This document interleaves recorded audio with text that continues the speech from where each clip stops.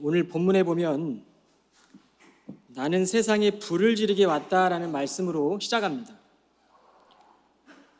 성경 우리가 묵상할 때 불이라는 단어는 다양한 상징적 의미로 언급되고 있습니다. 먼저 불은 태우는 성질을 가지고 있죠. 하나님의 불은 사람의 옛 본성을 다 태우고 전혀 다른 존재로 변화시키십니다. 이처럼 성도는 정체성의 변화를 경험한 사람들입니다. 또 다른 불의 특징을 보면 불에 있는 이 불꽃은 항상 위를 향한다는 것입니다. 불이 붙어만 있으면 크던 작던 불꽃은 항상 어떤 상황에도 위를 향합니다. 하늘에 속한 성도는요, 언제나 하나님을 바라봅니다. 고난이나 역경을 만나도 하나님의 뜻에 마음을 정했기 때문입니다. 다니엘은 이방 땅에 끌려가서도 뜻을 정해 왕의 음식으로 자신을 더럽히지 않기로 결심했습니다. 그 결과 열흘이 지났을 때 왕의 음식을 먹었던 소년들보다 다니엘의 얼굴이 더 빛났고 건강해 보였습니다. 그러나 뜻을 정한 삶이 항상 순탄한 것만은 아니었습니다. 오히려 다니엘과 세 친구들은 용광로보다 더 뜨거운 풀무불에 들어가야 했습니다. 그런데 그 풀무불은 다니엘과 세 친구들을 묶었던 손과 발에 줄만을 태웠을 뿐 하나님을 바라보는 그들의 신앙심, 그들의 생명까지 해할 수는 없었습니다. 오늘 본문에 나는 세상에 불을 지르게 왔다라는 예수님의 말씀의 불은 죄에 대한 심판과 고난을 상징합니다. 성도들이 받게 될 고난이기도 하고 고난을 줬던 자들에 대한 심판을 상징하기도 합니다. 모든 사람은 다 심판대 앞에 서게 되죠.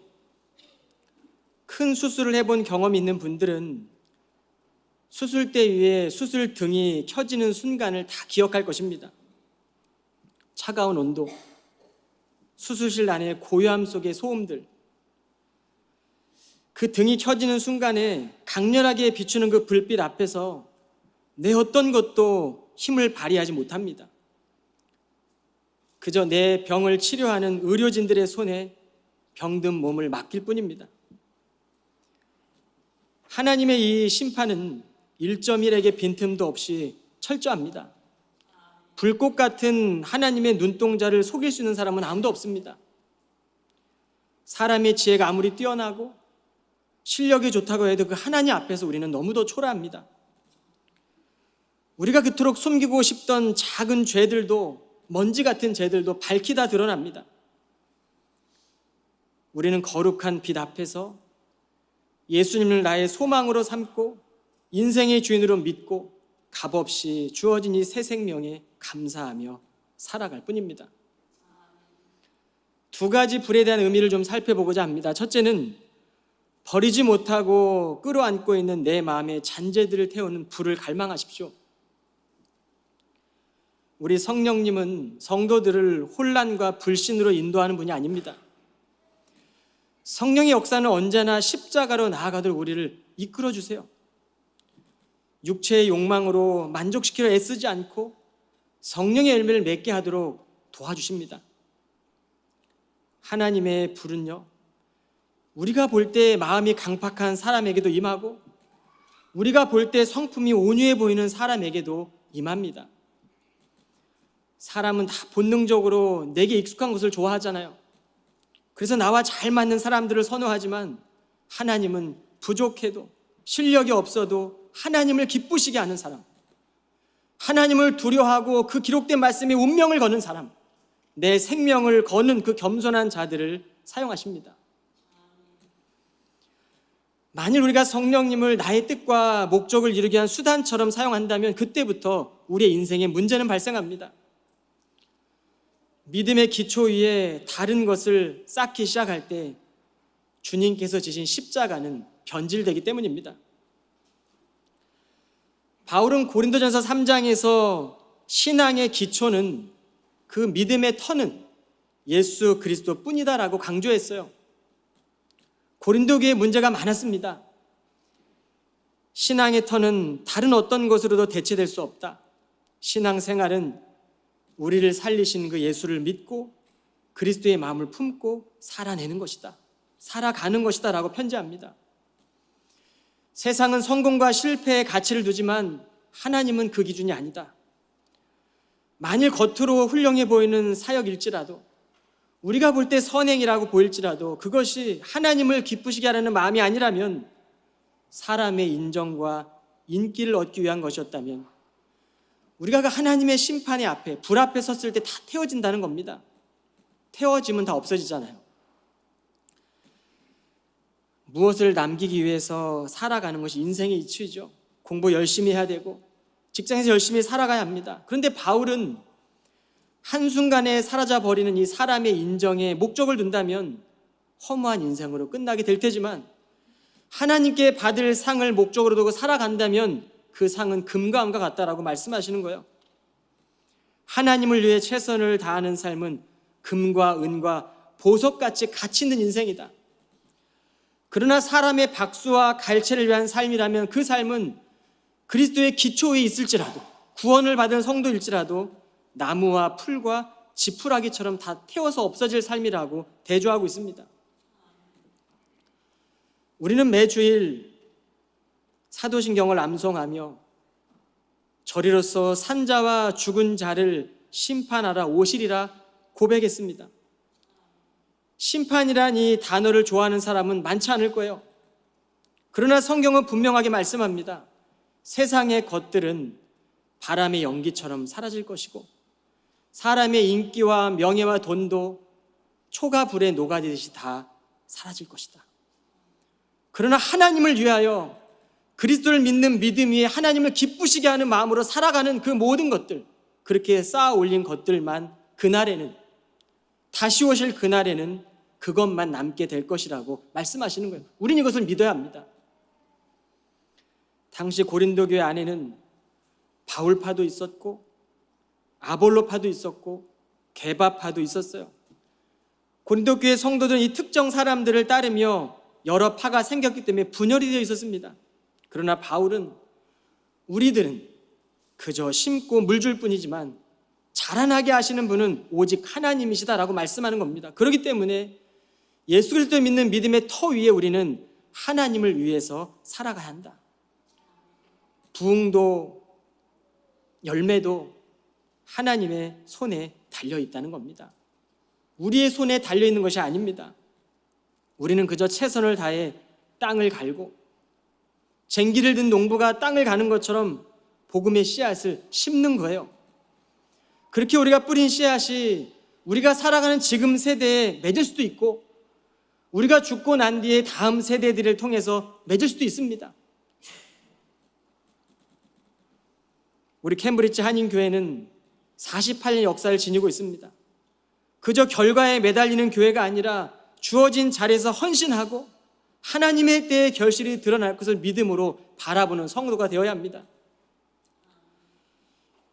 여러분, 주님께서 달리신 그 십자가에 나도 지겠습니다. 내 십자가를 같이 진다고 결심하게 되면 우리의 믿음의 여정 가운데 찾아오는 고난이나 불의 심판도 두려움이 아니라 상급이 되는 거죠. 이기게 된다는 말씀입니다. 50절을 보시겠습니다.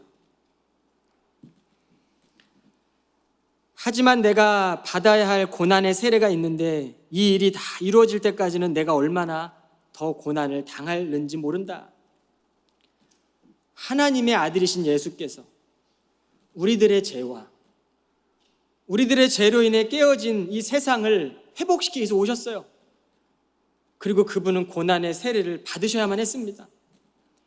죄가 하나도 없으신 예수께서는 공생의 기간 동안 자신이 누구인지를 제자들이 가르치셨습니다. 사랑으로 가르치셨어요. 그런데 그 사랑했던 제자들이 십자가를 질 때 다 배신하고 떠났습니다. 메시아가 오심을 기다렸던 유대 지도자들과는 갈등을 겪었습니다. 세상의 창과 검에 의해 주님은 외로운 싸움을 홀로 견뎌내셔야만 했습니다. 십자가에 달렸던 주님은 나의 아버지, 나의 아버지, 어찌하여 나를 버리십니까? 라는 고통을 견디시며 절규하며 아버지를 불렀어요. 죽음과 절망을 경험한 것입니다. 그럼에도 주님은 하나님의 뜻을 성취하기 위해 애타는 마음으로 아버지의 뜻이 이루어지기까지 그는 걸어가시고 기다리시고 도살장에 끌려가는 양처럼 묵묵히 순종하며 그 길을 걸어가셨습니다. 그것이 예수에게는 고난이었고 죽음을 준비해야만 하는 고난의 세례였어요. 우리를 향한 깊은 사랑이죠. 여러분, 우리가 주님을 따라간다고 하지만 예수님의 마음을 잃어버리고 이기적으로 살아갈 때가 얼마나 많습니까?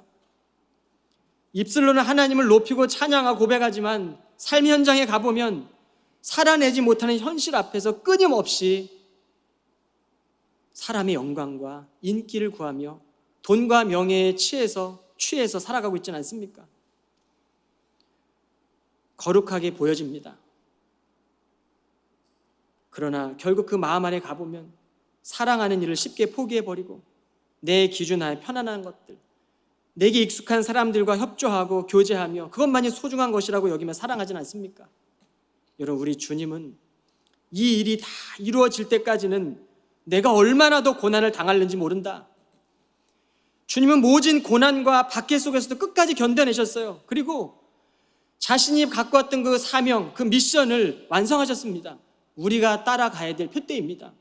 그 표지판을 절대로 놓쳐서는 안 됩니다. 이제 51절 말씀을 읽어보겠습니다. 너희는 내가 세상에 평화를 주러 온 줄로 아느냐? 그렇지 않다. 오히려 분열을 일으키려 왔다라고 말씀합니다. 분열을 좋아하는 사람은 없습니다. 성경에도 보면 화평케 하는 자는 복이 있다라고 말씀하셨어요. 바울은 원수까지 사랑하라라고 말했습니다. 근데 오늘 이 본문의 말씀은 예수님이나 바울의 말씀과는 거리가 좀 있는 것 같이 느껴져요. 그러나 예수께서 말씀하신 이 분열이라는 것은 그저 그런 단순한 다툼이 아닙니다.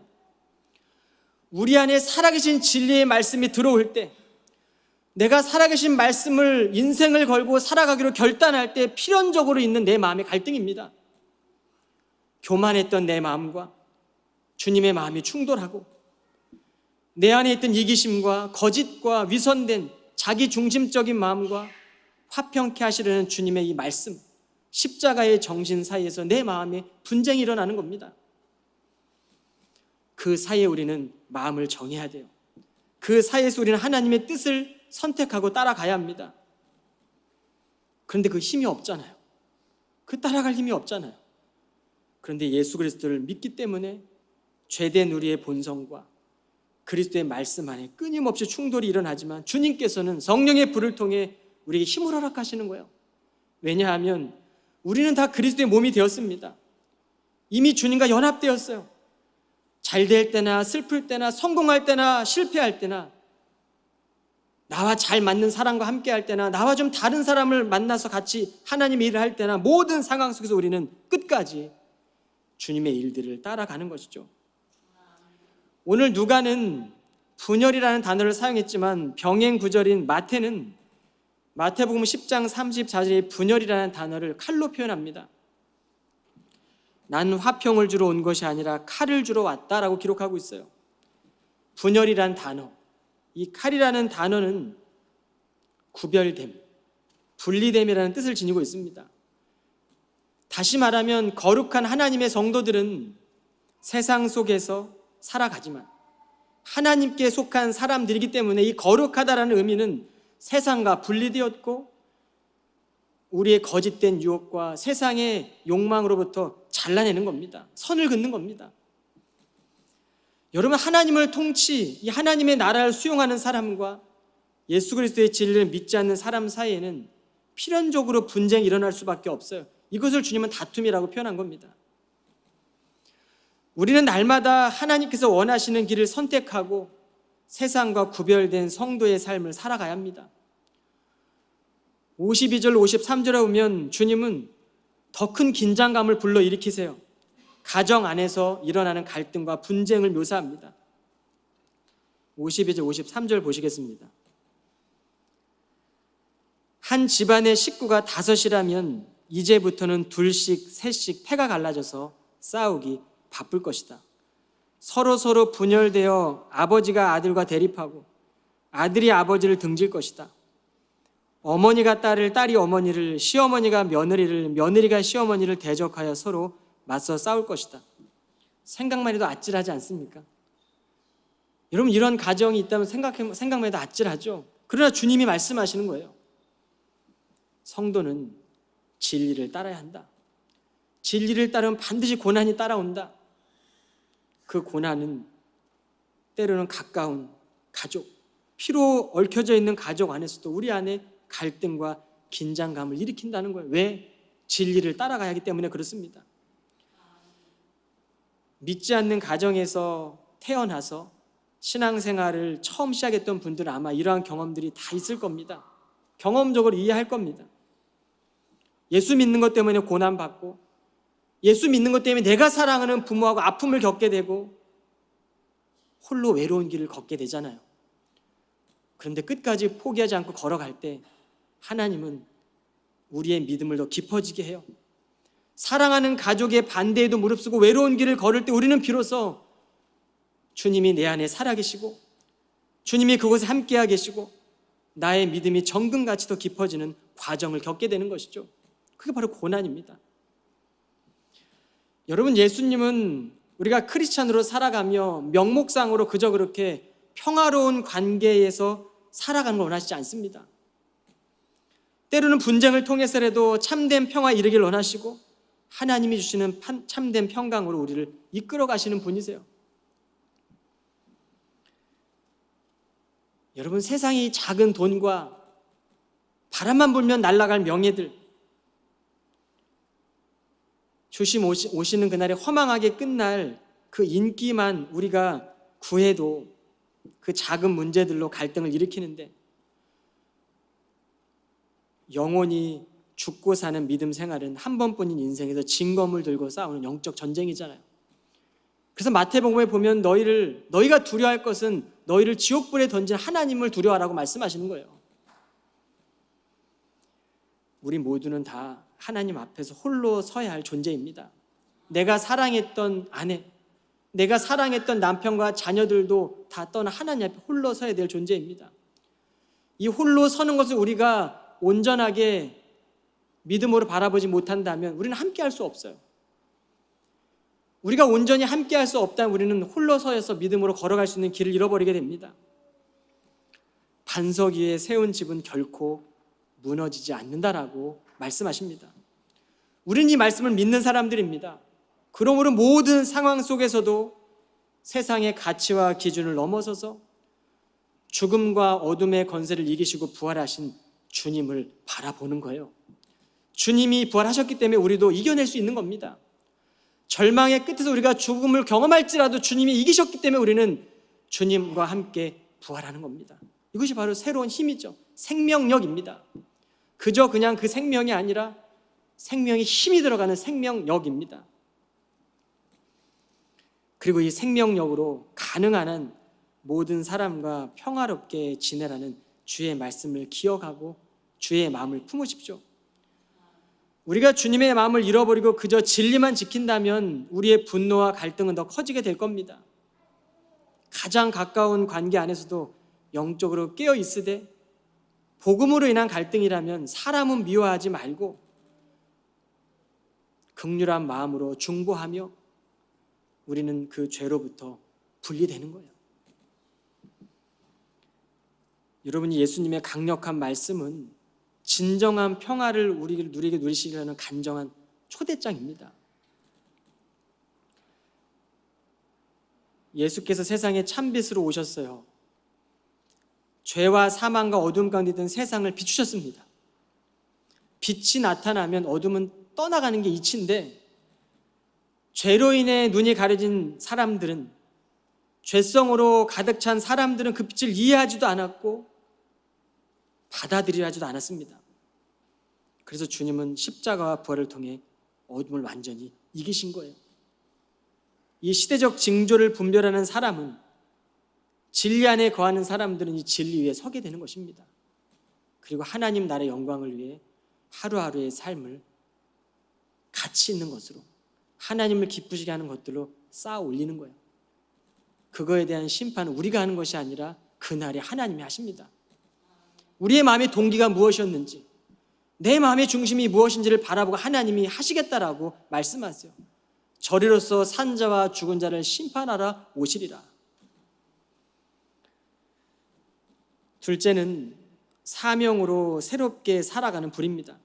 54절 56절입니다. 예수께서 군중을 향해 말씀하셨다. 여러분은 구름이 서쪽에서 이는 것을 보고는 곧 비가 오겠다고 말하는데 사실 그런 예상이 들어맞곤 합니다. 또 남풍이 불면 날씨가 더워지겠다고 하고 말하는데 그 역시 들어맞곤 합니다. 위선자들이여, 여러분은 이처럼 하늘과 땅의 기상은 잘 분간할 줄 알면서도 어찌하여 이 시대의 징조는 분간할 줄 모릅니까? 우리는 세상의 이 변화되는 흐름에는 굉장히 민감해요. 빠르게 적응합니다. 이 거대한 변화, 흐름에 따라 돈이 쫓아오잖아요. 그런데 교회의 부흥이 줄어들고 있고 많은 사람들이 가나안 교회로서 살아가고 있음에도 불구하고 그저 교회만 왔다 가고 있는 이런 시대를 살아가고 있으면서도 우리는 무감각해지고 있는 겁니다.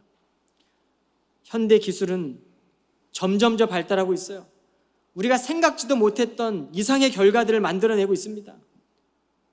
거기에 우리는 빠르게 적응하죠. 새로운 제품이 나오거나 새로운 기술이 나오면 투자하는 겁니다. 왜냐하면 그곳에 돈이 쏠리기 때문이죠. 그러나 하나님 나라의 사역들, 하나님 나라의 본질이 변질되고 있음에도 불구하고 우리는 영적인 눈을 열지 못하고 있어요. 그걸 보지 못하고 있으니 이것을 바로 위선자들이라고 말하고 있는 겁니다. 너희가 시대의 분별은 그렇게 분별할 줄 알면서 어찌하여 시대의 징조는 분간할 줄 모르느냐. 여러분, 영적 분별력을 갖춰야 합니다. 이것이 바로 하나님의 불이 임할 때 생기는 겁니다. 마음이 정결해지고 마음이 깨끗해지니까 하나님이 보이는 거예요. 마음이 깨끗해지니까 하나님이 하신 일들이 보이는 겁니다. 우리는 한 달 뒤의 날씨를 예측하는 시대에 살고 있어요. 그런데 앞으로 일어날 일들에 대해서는 너무도 무뎌져 있지 않습니까? 깨어 기도해야 돼요. 깨어서 성령의 불을 구해야 합니다. 준비해야 돼요. 언제 올지 모릅니다. 내일 올지도 모르고, 아니 오늘 예배 끝나고 난 뒤에 문 밖으로 나갔을 때 올지도 몰라요. 우리는 깨어 기도해야 됩니다. 오늘 이 시간 내가 깨어 있지 못하다면, 여전히 사람의 인기와 욕망과 그저 사라질 것들에만 우리가 마음 쫓고 있다면, 그 마음으로 예배하고 있다면 우리는 어떠한 상급도 마치 풀과 지푸라기처럼 다 태워질 것들을 놓고 우리는 살아가고 있는 거잖아요. 자신이 빛의 자녀임을 깨달았던 이 청교도 시대의 대단한 목사님 조나단 에드워드 이런 말을 남겼어요. 같이 보시죠. 비참한 처지에 있는 사람들이 언젠가 회심을 하게 된다면 그들을 변하게 한 것은 분명히 빛일 것입니다. 비록 그 죄인들이 비참한 상태에 있고 빛을 두려워한다 해도 그들을 계속해서 빛으로 인도하다 보면 점차 그 빛도 그들에게 기쁨으로 변화될 것입니다. 자연인이, 그리스도를 아직 모르는 자연인이 누리고 있는 안락과 평화와 위로는 어둠과 무지에 뿌리를 두고 있습니다. 따라서 그 어둠이 사라질 때 그들은 두려움에 사로잡히게 됩니다. 하지만 끊임없이 그들을 위해 우리는 빛으로 인도하는 거죠. 안정을 누리게 도와주는 어둠을 파헤쳐야 하느냐고 따지는 것은 옳은 주장이 아닙니다. 우리가 살아가는 이 세상은 모순들로 가득해요. 답이 없습니다. 아니 어쩌면 답이 너무너무 많습니다. 불확실한 이 시대에 우리는 어떤 것이 길인지 몰라 내가 선택하는 길을 따라 살아가요. 이게 바로 상대주의입니다. 내가 선택한 것이 길인 거예요. 그리고 모든 종교는 다 하나다라는 것이 바로 다원주의입니다. 우리는 지금 그 시대를 살아가고 있어요. 그런데 내가 곧 길이요 진리요 생명이라고 말씀하신 예수 그리스도를 우리가 선택하지 않는다면 우리는 답이 없는 상황 속에 빠질 것이고 수많은 길에서 길을 찾지 못해 늘 방황하는 삶을 살아갈 것입니다. 공허함이 채워지지가 않는 겁니다. 그런데 우리의 영혼의 빈자리를 채워주시는 분이 계세요. 그분이 바로 예수 그리스도이십니다. 저와 여러분이 믿고 있는 주님이세요. 저와 여러분이 인생을 건 우리가 만난 예수 그리스도입니다. 이것을 우리는 전해야 돼. 이것이 우리의 사명입니다. 그것이 교회의 사명이기도 합니다. 그 빛은요, 우리를 성육신하신 십자가를 지신 예수님처럼 살아가게 해요. 어둠 속에 빛을 비추게 하시고 소금이 맛을 잃은 것이 아니라 세상에 맛을 내는 사람으로 살아가게 하시는 겁니다. 그런데 우리의 믿음이 변질되었어요. 신앙의 연수가 더해지고 하나님의 말씀은 너무나 잘 알고 있는데 너무 깊이 알면 알수록 우리의 삶과 삶이 괴리를 느끼고 행동하지 않는 신앙으로 인해 실천하지 못하는 부족한 모습을 발견하고 있지는 않습니까? 이것이 바로 하나님의 불이 우리 안에 임해야 될 이유입니다. 하나님의 불로 정화되고 다 태워지고 나면 우리에게 주어진 현실이 새롭게 보여요. 이전에는 고난으로 보였는데 주님으로 보이는 겁니다. 이전에는 나를 핍박하는 거로 보였는데 주님으로 보이는 거예요. 이건 선물이죠. 다 우리의 마음에 성령의 불로 태워지고 나니까 하나님의 은혜 안에서 믿어지고 이전에 안 되던 것들이 살아내지고 마치 동전의 앞뒷면이 바뀌는 것처럼 내 마음이 변화되어지고 나니까 다르게 보이는 겁니다. 삶의 가치와 우선순위가 달라지는 것이죠. 이것이 하나님의 불을 받은 사람이 세상 속에서 살아가는 방식입니다. 모든 진리가 다 같다라는 이 세상에서 우리는 오직 예수 그리스도만이 진리라는 것을 드러낼 때 당연히 고난이 뒤따릅니다. 또한 하나님이 시작하신 이 선한 일, 태초부터 계획하신 이 구약의 선지자들이 그토록 외치고 예언했던 그 하나님의 아들, 그리고 신약에서 내가 누군지를 보였던 그 예수님의 말씀들, 유일한 진리를 드러내는 그 주님께서 선한 일이신데 이것을 실천하는 일에 우리의 시간과 우리의 재능을 우리를 부른 자리에서 다 쏟아낼 때 세상 사람들은 어리석다고 여깁니다. 그러나 우리는 경제, 사회, 교육, 문화, 의료, 정치, 내가 있는 그 모든 일터와 가정과 교회와 하나님의 나라를 세워가는 그곳에서 우리에게 주어진 사명입니다. 끊임없이 세상은 성과를 내라 하고 변화의 긴장감을 우리를 그 시대 가운데 흘러가게 해요. 자녀를 키우고 내 커리어가 멈춘 것만 같고 세상에 뒤떨어져 있는 것만 같은 마음이 들 때 해도 때를 은퇴를 하고 지나온 고단한 삶을 돌아보는 세대를 지내고 있더라도 우리 모두가 지나고 있는 이 자리에서 나를 부르신 그 자리에서 부름받은 소명 가지고 보냄받은 사명으로 살아가는 그 믿음의 자리에서 하나님의 나라를 세워갑시다. 내게 주어진 사명을 다시 발견하고 끝까지 견뎌내고 포기하지 말고 걸어갑시다. 성도는요, 4분 오열된 분열된 세상에서 책임을 느껴야 돼요. 예수님이 십자가에서 몸이 찢기고 자신의 피를 다 흘렸던 것처럼 그 책임감을 느껴야 됩니다. 그리고 우리는 세상 속으로 더 들어가 세상을 변화시키고 하나 되게 하는 변화될 책임 있는 사람으로 살아가야만 합니다. 이것이 바로 바른 신앙관이에요. 교회가 갈라져 있고 교회와 교회가 갈라져 있고 세상과 교회가 갈라져 있고 사명을 다 잃어버린 짓밟은 소금처럼 우리가 살아가고 있지는 않습니까? 바른 신앙관은 교회와 세상을 분리시키는 탈교회화가 아닙니다. 교회는 더 세상으로 들어가야 돼요. 주님과 동행하며 세상 속으로 고난이 있어도 시련이 있어도 더 들어가야 합니다. 주님 나를 부르신 그 자리에서 내게 맡겨진 그 자리에서 참된 평화를 심겠습니다. 그저 평안한 척 가장하는 삶이 아니라 참된 평화가 되시는 주님을 붙잡고 진리의 복음을 전하겠습니다. 착한 일을 시작하신 이가 예수 그리스도의 날까지 이루실 줄을 내가 확신하며 그 믿음 위에 그 믿음의 기초와 터 위에 내 삶을 세우겠습니다. 쌓아나겠습니다. 그리고 주님께서 오시는 그날 비록 내 삶이 다 찢겨져 있을지라도 비록 내 삶이 세상의 삶으로 볼 때는 아무것도 남은 것이 없는 것 같아 보일지라도 주님이 잘했다 착하고 충성된 종아 라고 그 칭찬하실 말들 그 주님의 음성을 우리가 기다리며 최종적으로 이루어질 그날을 향해 걸어가겠습니다. 여러분, 그 나라를 염원하십시오. 그 나라를 소망하며 인내하십시오. 그리고 사랑으로 수고하십시오. 그리고 믿음의 인내를 하십시오. 열심히 살아가고는 있지만 반복되는 일상 가운데 우리의 마음이 무뎌져 있지는 않습니까? 자기 열심으로만 내 삶을 투영하고 있지는 않습니까? 여러분, 여러분의 마음의 믿음의 온도가 식어져 있지는 않습니까? 우리 마음에 뜨거웠던 그 불이 꺼져 있지는 않습니까? 낯선 땅에 와서 살아가면서 낯선 언어와 낯선 문화 속에 살아가면서 내게 주는 이 긴장감 때문에 혹시 성령의 불이 꺼져 있지는 않습니까? 하나님의 뜻과 결정 앞에서 고민만 하고 계시진 않습니까? 끊임없이 몰아치는 성과의 압박들, 관계의 상처들, 가정의 아픔, 자녀의 문제, 내 삶의 문제들을 다 내 삶에 투영하며 두려움에 떨고 있지는 않습니까? 그러나 하나님의 말씀을 두려워하십시오. 우리의 영혼을 영원토록 살게 하시는 그 주님을 두려워하십시오. 다시 말하면 우리 영혼을 영원토록 죽음으로 끌고 가는 그것을 두려워하십시오.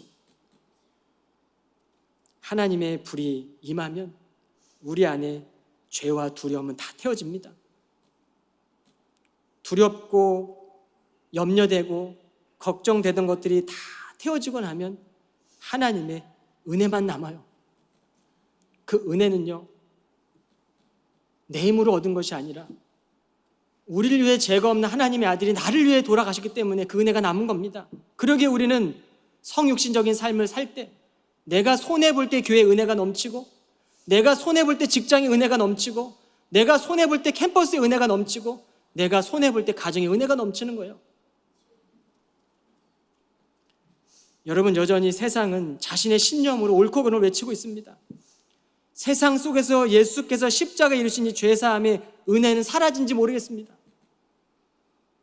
하나님의 뜻 안에서 살게 하시는 이 성령의 불, 우리 마음의 상처와 두려움을 다 태워버리신 이 성령의 불을 다시 한번 확인하십시오.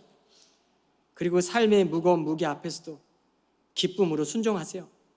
사랑할 수 없는 상황에서도, 기도할 수 없는 상황에서도 더 기도하시고 더 사랑하시며 내 힘이 아니라 하나님의 힘으로 사명을 감당하십시오. 변하지 않는 것만 같은 세상 속에 살아갈지라도, 여전히 아픔이 있는 누구에게도 보일 수 없는 우리의 가정 안에서도, 그리고 내 마음과 내 삶 속에서 낙심하는 것이 아니라 나로부터 일하시는, 아니 태초부터 일하셨던 그 하나님이 오늘 내 마음속에서 일하시고 있는 그 하나님의 놀라운 역사가, 그 은혜가 성령의 불로 경험되시길 주님의 이름으로 간절히 축원합니다. 기도하겠습니다. 거룩하신 하나님, 우리에게 허락하신 말씀을 통해 우리의 삶과 우리의 걸음을 돌아봅니다. 세상과 나의 죄와 불순종의 불을 품고 살아가고 있진 않았습니까? 믿음과 개인의 삶의 간격이 점점 커지고 진정한 기쁨을 누리지 못하는 우리의 삶의 주님, 평화 주심으로 진리를 붙들게 하여 주옵소서. 주님, 십자가에서 모든 죄와 사망이 그쳤듯 우리 마음 안에 분열과 아픔과 상처가 그치고 그날에 우리의 소망이 이루어지고 하나님의 때와 뜻을 깨닫고 분별하는 성도들 다 되게 하여 주옵소서. 거룩하신 하나님 말씀 앞에 결단합니다. 하나님의 평화와 진리와 사랑으로 붙들어 주옵소서. 예수 그리스도 이름으로 기도하옵나이다. 아멘.